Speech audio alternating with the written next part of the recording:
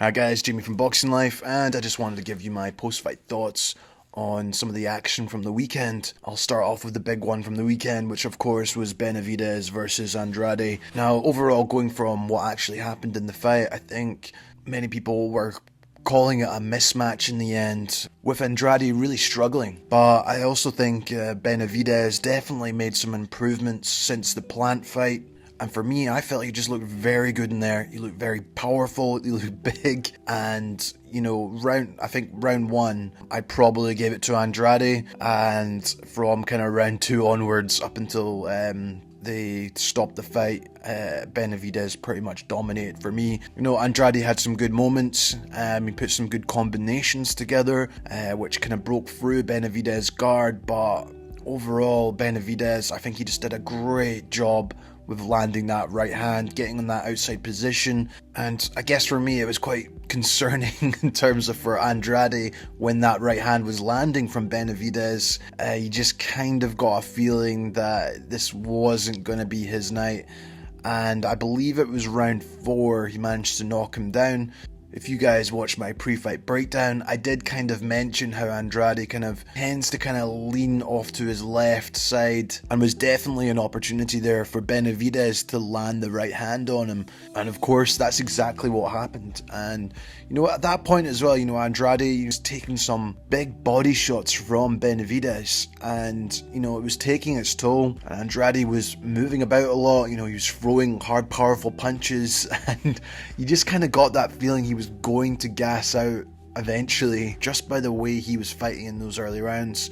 Now, obviously Benavidez got the knockdown in the 4th, and from that point on, Benavidez really just put a beating on Andrade, as he was really just holding on for dear life. And that's the other aspect. I feel Benavidez did a really good job fighting out the clinch, and I feel that was definitely an extra improvement from the Plant fight. Obviously he did well in that fight as well, but I just felt like Andrade, whenever he was trying to hold on, Benavidez was just able to fight on the inside really effectively. And it helps that he's a big, strong guy as well, and Andrade didn't know what to do, really. All he could do was kind of run. He wasn't really, he was trying to throw the jab to try and keep Benavidez off him.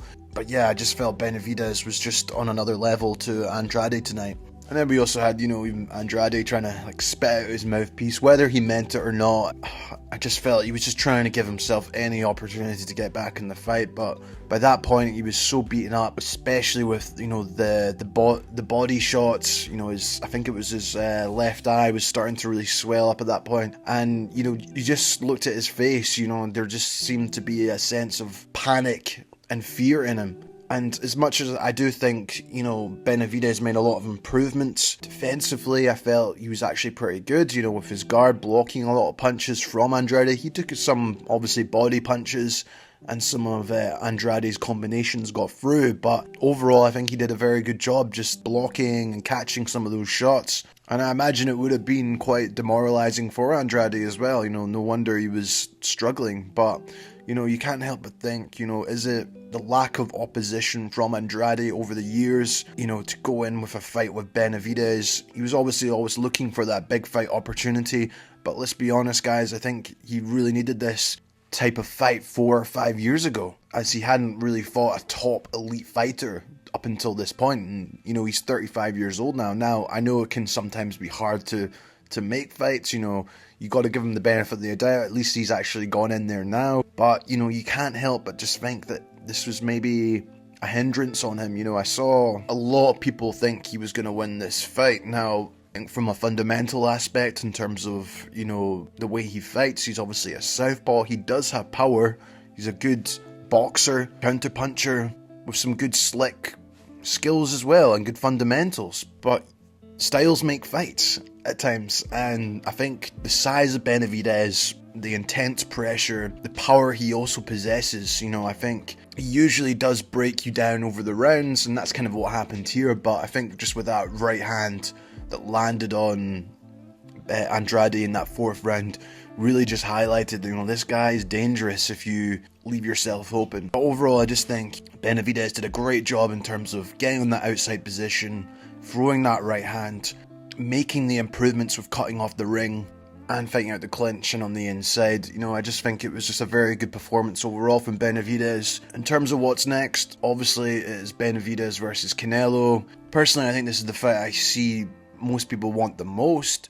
I really do hope it happens in 2024. I think there's rumours Canelo is going to be fighting Munguia in May, so maybe Benavidez versus Canelo in September for Mexican Independence Day. So, but yeah, I don't really think there's much else he can do. You know, I think Benavidez has proved himself that he deserves the opportunity now.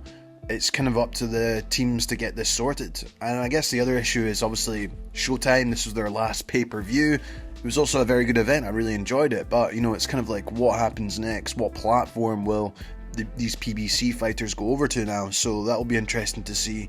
And will it be a platform with a big audience, such as Netflix or Amazon Prime or something like that? You know, I guess we'll wait and see what happens next year. Yeah, I think it's clear this is the fight that needs to happen. But yeah, guys, let me know what your thoughts were on the fight below. I'd love to know. Before I go any further, I just want to thank the sponsor of today's video, Boxrope. They are one of the best jump ropes in the market right now. It's crafted by boxers and for boxers. The great thing about it is it's got an adjustable length. It also uses a robust PVC material, which is 15% heavier than a normal rope, which makes it great for really getting a good burn on in your workout while using it. Not to mention, you can use it indoors or outdoors, and you won't need to worry about it wearing over that much over time. Well, the handles also have fantastic grip, so you have more control while you're doing your jump rope exercise. This is suitable for both beginners and more advanced boxers. But yeah, guys, I've got an exclusive discount, Boxing Life Blog. You get 10% off. Go check them out. They also have some other accessories to go alongside this if you fancy it. So check out Boxrope in the pinned description below to get 10% off your next order. But on that note, let's get right back into the video. So we also had Charlo back in action after about 2 years and so many months, I can't remember exactly, but there was always going to be a bit of ring rust. Overall, I think Charlo did a good job. Jose Benavidez, you know, is a kind of strange fighter. I think, he is quite an aggressive kind of personality. He just looks tense, and not saying that's a bad thing at all. But, you know, he kind of fights at this weird, kind of slowish pace at times. And I think that actually suited Charlo going into this. And I think, Jermall really put together some good combinations in this fight as he looked to kind of like occupy the guard before cutting through it with kind of like a shovel hook, uppercut kind of type punch. Yeah, I think overall for a comeback fight after 2 years, I think he actually looked okay. A bit slow. Benavidez did manage to land on him quite a few times, but for me it just didn't really ignite too much. It was kind of more Charlo picking his shots against Benavidez in this fight, and yeah, I think some of the other middleweights will fancy their chances against Jermall. And not to mention as well, I think it was at a catch weight. Obviously Charlo missed the weight. The fat Benavidez is really a natural super lightweight. It doesn't look good for me in terms of what happens to him going forward against better opposition. And it's kind of the same thing with the Andrade fight. Has he faced enough elite guys? And when that guy comes up, is he going to crumble? You saw that with his brother against Canelo as well. It's just, I guess, a concern if I'm in the Jermall camp. And, you look at guys like Janabek or Carlos Adames or likes of Caleb Plant or David Morrell Jr. really fancying their chance against him. Yeah, not to put too much shit on the guy. I think it was a good comeback fight, obviously, but, considering Jose is a kind of blowing up like welterweight, it just concerns me a little bit. But maybe a fight with the likes of Andrade would actually be a quite good fight, but they're both kind of counter-punch styles, so I just couldn't really see it kicking off. But yeah, I think a fight with maybe the likes of Carlos Adames or something like that could be interesting if he stays at middleweight. If he moves up to super middleweight, I think maybe the Caleb Plant fight might be good. But once again, very similar styles, would it kick off. And next up we had Matías versus Ergashev, and Matías put on another solid performance. I'm really enjoying watching him recently. Very good pressure fighter with that high guard, just walks you down. He's non-stop action, and his opponent Ergashev, I didn't really know too much about him. I saw he had quite a good knockout rate, and yeah, he looked like a strong kind of southpaw. that would cause problems. I think at first I thought, he looks like he could do some damage. He was putting together some good combinations, but overall, Matías' pressure was just too much. The guy is just he just comes forward, blocks shots with the guard really well, and he just beats you up. And Ergashev and his corner pretty much gave up. Whether he was, maybe concussed, he wasn't right in the head, I don't know, but it kind of looked like he just quit in the stool. It looked like, Matías was eventually going to just run him over. Interesting to see who he could fight next. Obviously he's at 140, and there is some good fights out there. There's the likes of Romero in the PBC ranks. Could that be a fight, a unification fight? And personally, I honestly think he would completely walk Romero down and beat him up. And, I think that could be a good fight to make. Obviously, you've got Regis Prograis, Teofimo Lopez, but, with broadcasters and stuff, I struggle to see maybe those fights happening. And then, could we see him fight maybe like a Devin Haney if he was to win? Or even like a Tank Davis. Could Tank Davis move up to 140? But I just think overall, very good fighter at controlling the pace in terms of putting pressure on his opponent, and it makes them panic. It makes them throw unnecessary shots, which leads to him being able to get on the inside and just beat you up. So overall, very good fighter, and I'm excited to see where he goes next. And then the other fight in the card was, of course, Hector Garcia and Roach Jr. And I think Hector Garcia, he's a very kind of lean guy. He's like a sniper. I think that's the best way to describe him, with his punches, southpaw, tricky, counter puncher. And, the first 6 rounds, I had Garcia probably winning the fight. I thought, this isn't really looking too good for Roach. And then from about the 7th round onwards, Roach really started to come on. He was getting that left hook over the top of Garcia's right shoulder. He was just getting it every single time. I think he hurt him with a big right hand as well at one point. I can't remember what round it was, but then it was just the momentum of the fight completely shifted in Roach's favour. And in those first rounds, Roach just looked so scared to commit. His punches, he was trying to feint to try and open up Garcia, but he just wasn't working. And then all of a sudden he landed a couple of big shots, gave him some confidence, and he won and then he went on to get a split decision, I believe. And the knockdown was a bit funny. He did hit him in the back of the head. Should it be in a knockdown? Probably not, but you see them given all the time. And at that point the momentum was kind of going in Roach's favour.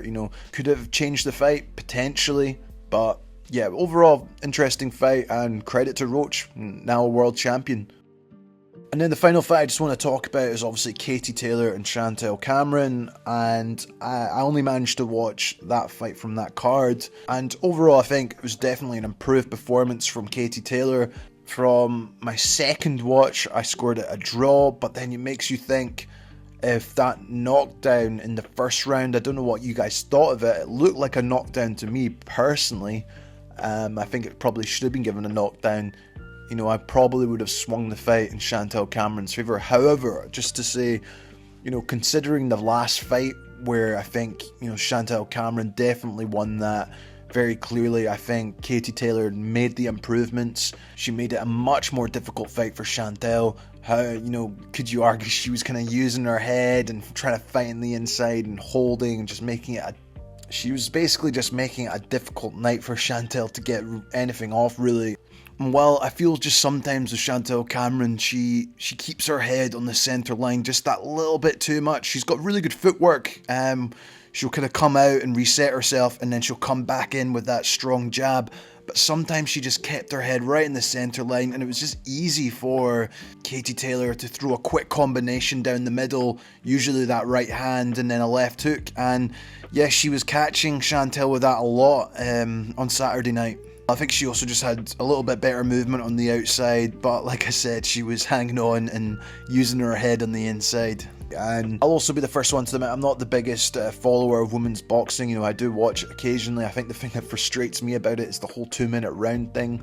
I think it just ruins the momentum of the fight, but you know, it is what it is. It is quite fast paced, but because of that very reason, because of fights like this, I feel the pace and intensity at the top level for women's boxing, you know, I often find that I end up scoring the fight a draw in a lot of cases because the rounds are 2 minutes, and it can be quite frustrating at times for me watching it. I don't know about you guys, but yeah, I think the heart from Katie Taylor was unbelievable to watch. She had made improvements from the first fight. However, I just feel like it was still a close fight. I felt Chantel did a good job, and this is coming from someone who really likes Katie Taylor as well. I think, you know, she maybe got lucky to get that decision, and you know, she had the home crowd. You know, whenever she was landing on Chantel, they were going crazy, you know, and these things influence the judges, unfortunately, as much as I hate to say it. And yeah, I think you know, maybe they can get a trilogy on and see what happens, but that's just my kind of subjective view on the fight itself. But overall, no, entertaining fight. I recommend, if you haven't watched it, go back and watch. This has been Jamie from Boxing Life, guys. As always, thanks so much for watching, and I'll see you in the next one.